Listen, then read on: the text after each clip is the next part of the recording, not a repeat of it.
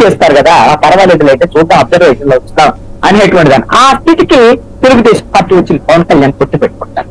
ఆ తర్వాత కూడా పుంజుకున్నటువంటి పరిస్థితి ఉన్నటువంటి, ఎప్పుడైతే బీజేపీ పొత్తు పొత్తు పెట్టుకున్న తర్వాత ఇక మనకి ఇబ్బంది ఏం లేదు, ఎన్నికలు మనం క్లాస్ గా చేసుకోగలం అని ఒక ధీమాకు వచ్చినటువంటి నేపథ్యంలో ఆ తర్వాత జరిగినటువంటి పరిణామాలు, డీజీపీని మార్చడం, అదే విధంగా ఇంటెలిజెన్స్ చీఫ్ను మార్చడం, ఐఏఎస్ ఐపీఎస్ అందరూ మార్చినటువంటి నేపథ్యం, ఇవన్నిటితో ఒక్కసారిగా దేశ కాంగ్రెస్ పార్టీ ఏమో డిఫెన్స్ లోకి, ఎందుకు ఒక ఏకపక్షంగా ఏమైనా ఎన్నికల కమిషన్ ఏమన్నా వ్యవహరించిందని కూడా ఇప్పుడు చెప్తున్నారు వాళ్ళు. దేశ కాంగ్రెస్ పార్టీ వాళ్ళు చెప్తున్నారు పక్షపాతంగా ఎన్నికల కమిషన్ వ్యవహరిస్తుంది, పోలీసులు కూడా వ్యవహరించారు, అందుకని పోస్ట్ వైలెన్స్ జరిగింది, మావోళ్ళ మీద దాడులు జరిగాయి అని వాళ్ళు ఇప్పుడు మాట్లాడుతున్నారు.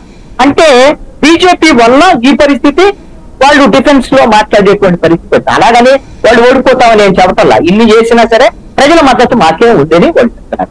ఇక్కడ కూటమికి ఉండేటువంటి అనుకూలమైనటువంటి అంశాలు ఏంటంటే, పవన్ కళ్యాణ్ ఫ్యాక్టర్ అంటే కాపు సామాజిక వర్గం అనేటువంటి వన్ సైడ్ గా వచ్చేదానికి అవకాశం ఉండొచ్చు అని, అదేవిధంగా ఎంప్లాయీస్ ఎవరైతే పోస్టల్ బ్యాలెట్ ఇప్పుడు 5 లక్షలకు పైగా ఓట్లు పోలైనటువంటి పోస్టల్ బ్యాలెట్ కూడా ప్రభుత్వానికి వ్యతిరేకంగా ఓట్లు వేసి ఉండొచ్చు, అంటే మెజార్టీ ఓట్లని.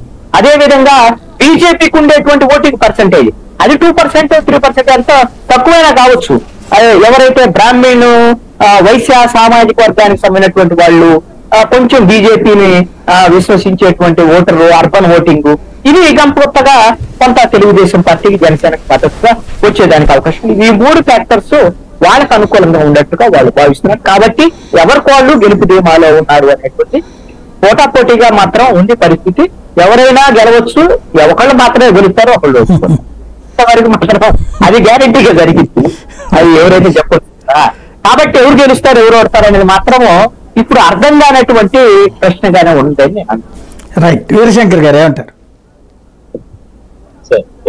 సాయి గారికి అలాగే పాలనలో ఉన్న పెద్ద సాయి గారు సాంబశివరావు గారు చెప్పినట్టు ఈ సర్వేలన్నింటినీ, ఈ ఎగ్జిట్ పోల్స్ ఏ సంస్థ ఎందుకోసం చేస్తుంది, దాని వెనక ఎవరున్నారు అనే కాన్సెప్ట్ లోనే ఆ రిజల్ట్ ఉంటాయని చెప్పి మనం చెప్పుకోవచ్చు. అంతేగాని ఖచ్చితంగా నిష్పక్షపాతంగా చేసే సంస్థలు అయితే ఏమీ లేవు. ఏదో ఒక పార్టీకి అనుకూలంగా ఉండే సంస్థలే ఉన్నాయని చెప్పి మనం పూర్తిగా నమ్మచ్చు. కాబట్టి ఈ ఎగ్జిట్ పోల్స్ వీటన్నిటి మీద ఎగ్జిట్ పోల్స్ కి భిన్నంగా ఉండబోతుంది ఈ తీర్పు అనేది మనం అందరం అనుకోవాల్సిన అవసరం ఉంది. అట్లాగే ఇందాక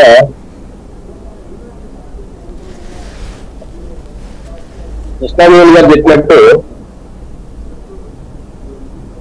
కూటమికి అనుకూలాంశాలు కొన్ని ఉన్నాయి,